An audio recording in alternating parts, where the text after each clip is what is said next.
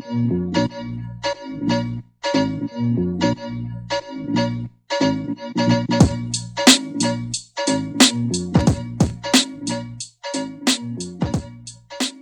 is up, guys? This is Matt Cox back with another episode of the Saucetown Investor, and I am live from Saucetown once again at my dad's desk here with all the cool sports memorabilia in the backdrop for all you sports fans out there.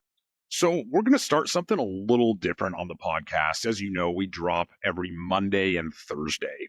So we're going to continue doing a variety of topics, including interviews when the podcast comes out on Thursdays. But for our Monday releases for the next number of weeks, we're going to do a deal deep dive series. And what that means is I am going to take you through every single rental property in my portfolio. And I'm going to tell you exactly how we bought it, where the funds came from, how we sourced the deal, how it performed when we first bought it, what it was worth versus what it rents for today, what it's worth today, and everything in between. And I'll share some pro tips and some mistakes I made along the way so that hopefully you don't make the same ones as you start buying deals, because that's what we're here for. I want to break these down so that you can copy what I did or copy anybody who's built a portfolio and start buying deals of your own. It's not rocket science, but it does take action, and we're here to do that for you. So the first deal I ever bought, we're going to take you back to 2018. Purchased this one. I was working at a real estate investment company up in Portland. And the majority, pretty much our entire business model was that we bought foreclosures or homes that were going into foreclosure. So I was on the phones all day, every day, making phone calls, calling owners, trying to get people to sell their house before it went to foreclosure. And so my boss bought countless foreclosures every year. And he'd always tell me, Matt, you got to start picking up some of these deals. And I didn't buy a lot of them, but I did pick up this one in 2018. The address right here in Saucetown, it's at 965 E Street Northeast, right here in Salem, Oregon. As I mentioned, the source of the deal, it was a foreclosure. This guy basically just let it go up to auction. He moved out, I think he was moving to Idaho or something. He was done with the house. So he moved on from it. It was still is a 5-bedroom, 3-bath house. It might technically be a legal 4x3, but there is a functional 5th bedroom. So I bought this out of foreclosure for $315,000 back in 2018. Some details about this house or how we acquired it. So when you buy in foreclosure, you have to purchase with cash. So it was a cash purchase. But then what we did was we refinanced out of that. So to break that down, we brought cash to purchase the house out of foreclosure.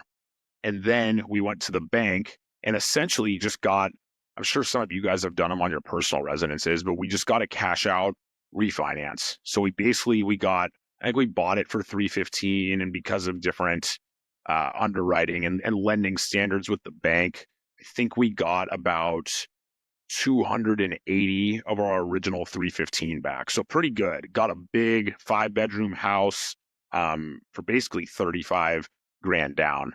Now, on top of that, that's when interest rates were really good. So we got, I think it's a it's lower. It's like right around a 3% long-term 30-year mortgage, which those things are gold for you guys that are, follow along with how some investors are blowing up right now. Because you get into these investor loans, a lot of stuff is 5 or 7-year balloon, and you buy at 3%, and then all of a sudden you got to refinance at 7% when your balloon hits. That's tough. This thing's locked in for 30 years, so it's really, really, really high quality debt.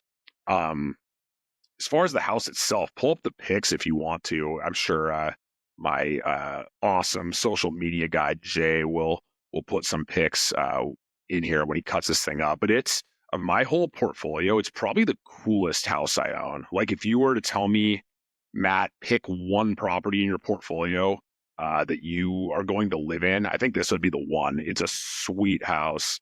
You walk in, big, open, grand rooms with high ceilings, really cool, old, it was built in 1920, so old architecture, really cool stuff. Brick exterior, just one of those old Salem houses, and near downtown. If you've driven through that neighborhood, it's a cool area. So let's get into the numbers a little bit. So the mortgage, or I should say the PITI, the principal and interest on the mortgage, the taxes, and insurance on the house are a combined $1,700 a month. Now remember, it's a 30-year fixed mortgage, so that number doesn't change much. Your loan payments won't change at all.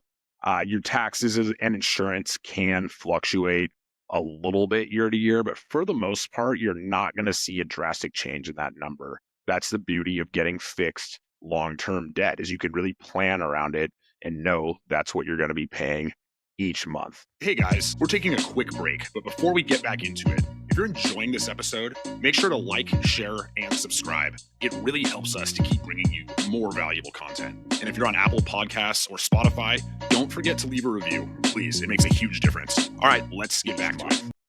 So this is the crazy part. So we bought this for $315,000, as I mentioned, in 2018.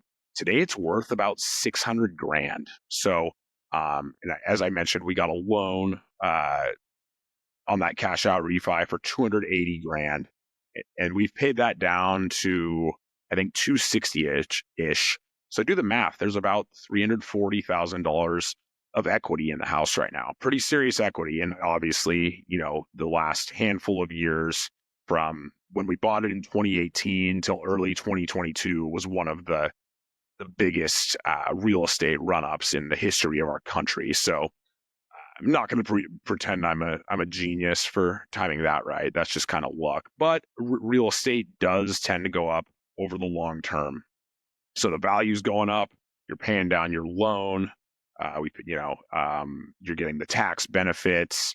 We'll talk about the 4 ways that you can get paid through real estate. It's cash flows from rents, appreciation, loan pay down, and then the tax benefits through depreciation. We'll do a whole episode about the 4 ways that real estate helps build wealth.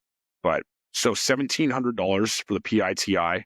At the time we bought it, this is the craziest part to me. The first year we rented it for $2,250. Okay, so $2,250 minus $1,700, $550 in cash flow. But then you mix in things, you've got repairs. So it's not cash flowing like crazy. It's a good deal day one. But here's the lesson from this. Today it rents for $3,350 a month. So the rents have gone up by $1,100.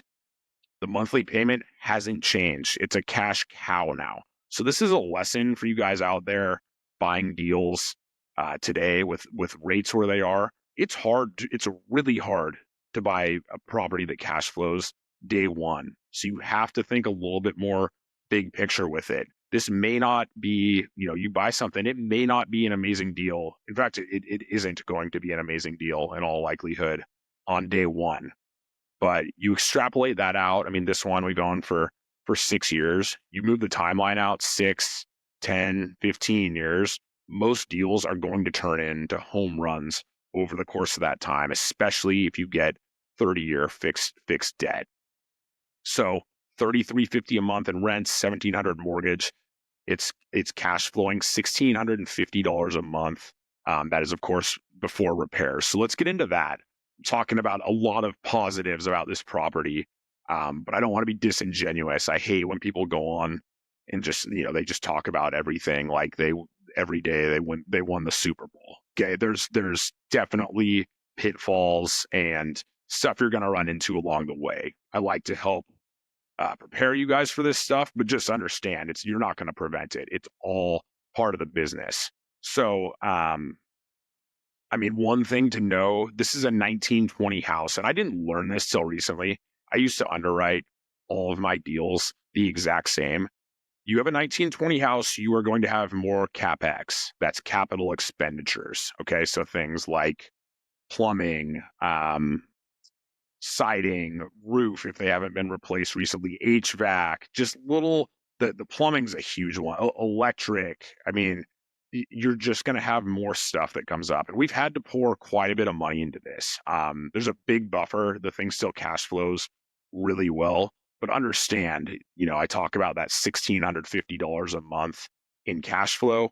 That's if we don't spend a dime on repairs. So just understand, we've had to pour some pretty serious money into plumbing and things like that.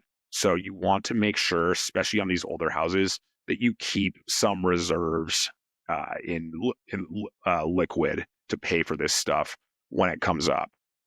I mean, another lesson from this, guys, you go on, you listen to a lot of these podcasts or Instagram gurus or whatever.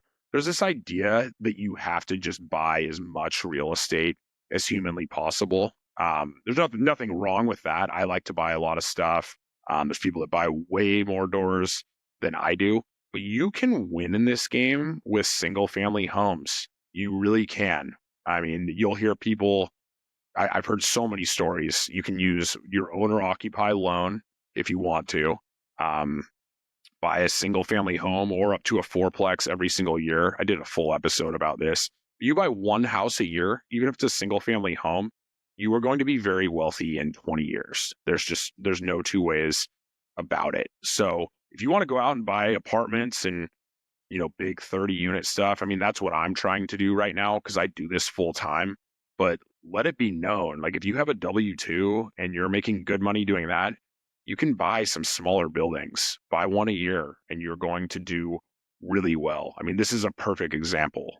This is a single family home and the rents have appreciated by $1,100.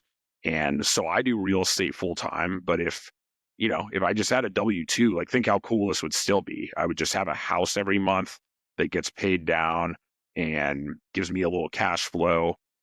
So the point is there's a million ways to win in this game. And we're going to talk about bigger deals, sixplex all the way up to, we're working a 14 unit right now. We're going to talk about that stuff. But point is you can buy houses like this and you can do really well. There's a whole history. There's a million people that have done this. So that is the first in our series of deal breakdowns. That's the first deal I ever bought. Again, 965 E Street.